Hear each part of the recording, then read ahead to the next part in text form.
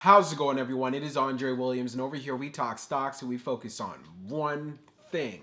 Always protect your profits. And today we're going to be talking about Lucid, which was down just over 4.5% on Friday. Of course, I want to make sure I come out with a video so you're ready for the coming week. You can probably tell from my voice I'm not feeling that well, but I want to make sure I got your back. I won't waste any more time. Let's jump into the agenda. If you're new to this channel, I just want to let you know we have timestamps down below inside the description. But if you're a shareholder, you're thinking about taking a position, I highly suggest you watch this full entire video. So the first thing we're going to go over is the technical analysis. We're going to be taking a look at the overall price action. We want to know support. We want to know resistance. We want to know what it looks like in the bearish case scenario and as well as in the bullish case scenario. And then we're going to be going on Fintel, taking a look at the recent institutional ownership and short interest information. The reason why this is important because it does have an impact on the way the stock performs. And then we're going to be taking a look at the order flow distribution. We want to know the buying and the selling behavior on the retail side and as well as on the institutional side. And then when all of that is done, we'll be going into the final thoughts and as well as some more details. So let's get to it. So we're going to do a technical analysis for Lucid. Let's see how it performed on Friday. So it ended up closing at $18.39, being down 4.57%.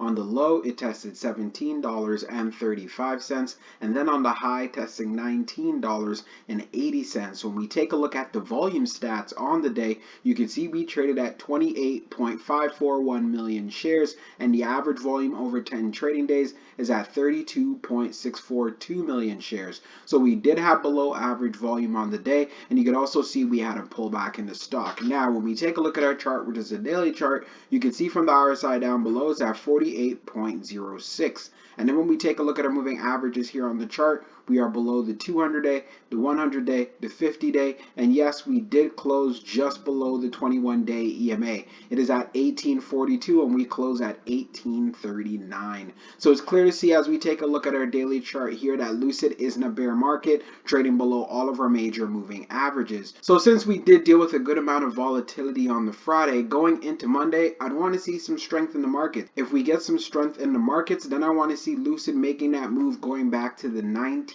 range. This is very achievable. On the Friday, as far as for the high, it was at $19.80. So yes, it is concerning due to the fact on the previous day, which was a Thursday, we ended up having a higher high around $19.92, or is it $19.93? So that means we need to have that price action to break above that level at $19.93, because breaking above that level, then we can make that move to the 21-day EMA, which is at $21.20, and that's where things could definitely get interesting for Lucid stock, especially since I've spoken about previous times that $20 is a psychological area for Lucid. So that's why you want to keep this in mind. If we decide to have some consolidation or we have a pullback, I want to see support holding up at least at $17. We saw a low at $17.35, so you want to keep an eye on that level. If we break through $17.35, you want to see $17 hold. If it can hold, then that is perfectly fine, and then Lucid can make another attempt to make that move to go back into the 19s if it was to pull back that far.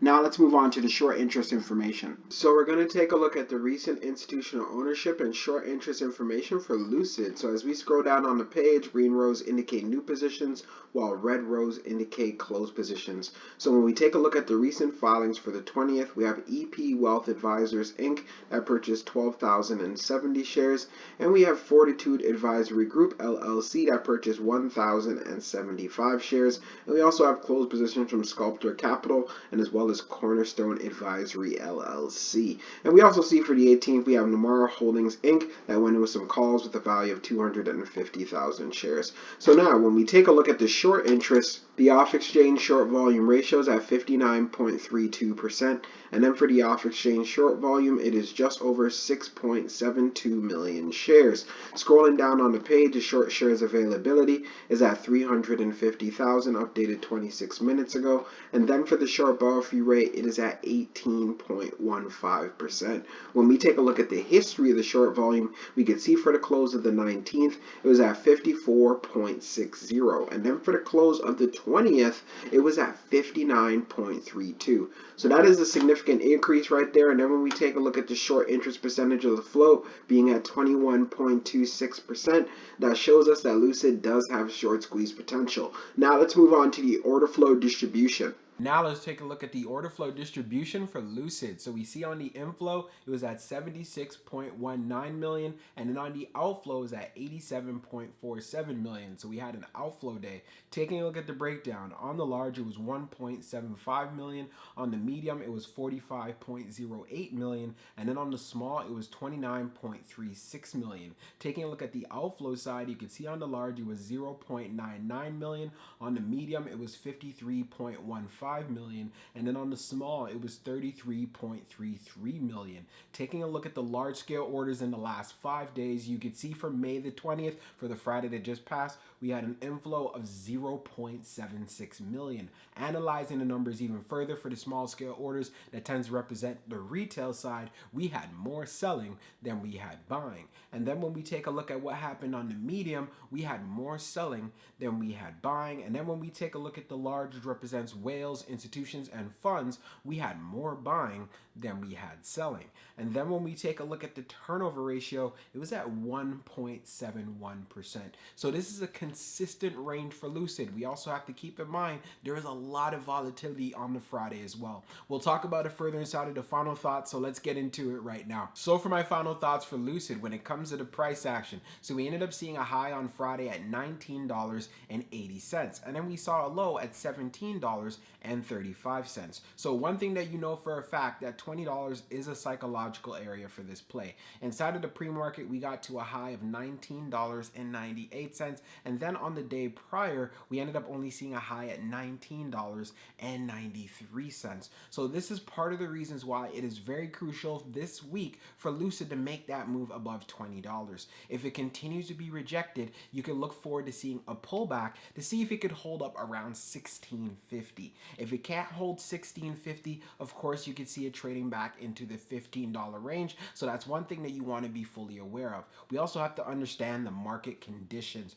We saw that the markets did get beat up quite a bit on the Friday, testing some serious lows, but was able to actually rally as we got closer to the end of the day. So this is why this volatility is why you need to have a game plan, and that's why I give you guys those levels to the upside and as well as for the downside. But for the most part, just taking a look at the chart, the stock has been showing a good amount of strength as of late, so it's nothing wrong that it needs to be cooling itself down. That's just my personal opinion though. Also, when we went on Fintel, taking a look at the recent institutional ownership, we can see institutions loading up on shares. And then plus on top of that, taking a look at the short interest information, it does continue to have short squeeze potential. And we do notice there's a significant increase in the short volume as well. So if we continue to have weakness inside of these markets, of course, Lucid is going to follow along with it. It's one of the top tech stocks in its particular sector. So that's why we can't ignore this fact and we can't be naive when it comes to expectations. Many people were buying up Lucid, especially when it got down to that dip in the $13 range to $14 range and the $15 range.